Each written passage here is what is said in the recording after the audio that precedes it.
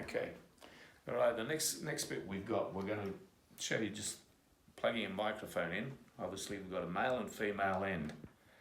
Male goes into the microphone, it looks like that bit. Obviously this end won't go in there.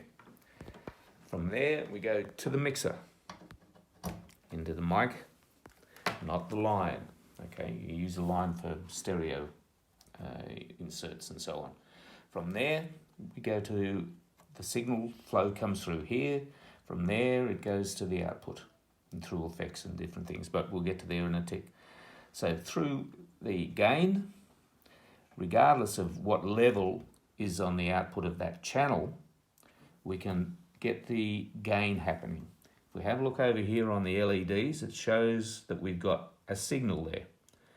Okay, at the moment, I'll get to pan in a moment, if I turn that right up, we're going up into the red. Obviously that's going to be producing distortion. You don't need that. So we bring it back down to where on just the loud bits, if it gets up near the red, that's not too bad. 1, 2, 3. Okay, so that was pretty good. So we've set the gain reasonably well.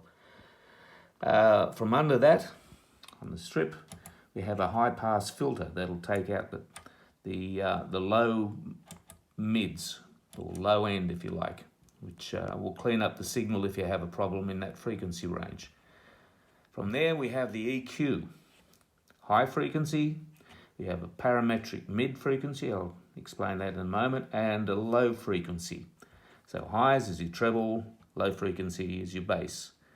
If you're used to any sort of audio equipment, they usually have a high frequency or treble and bass control.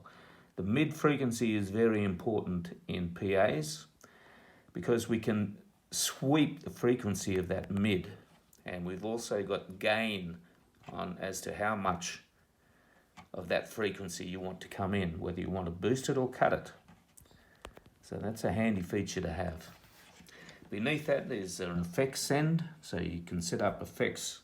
So that would be if you had your delays or reverbs or multi-effects, that would be the amount of signal that you would send to that unit, and then it would come back into one of these, I think, where you could control that. Auxiliary would be how you would control the signal to a monitor, if you had on-stage monitors. So that would control the amount of signal to your monitor. Then we have pan left and right. So just looking at the LEDs again, if I pan left here, the only LED that should come up would be the left one. So next we have the pan, which is left and right balance, like on any home audio thing. If we have a look at the LEDs now, you can see I've got a pan to the left, so only signal is going out to the left.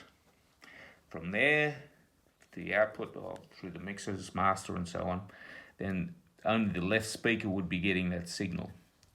Bring the pan back to the middle, and both sides are getting the signal. Obviously if we go to the right, that'll just be the right. The level down here controls the overall level going to your master, or main mix, this one's called.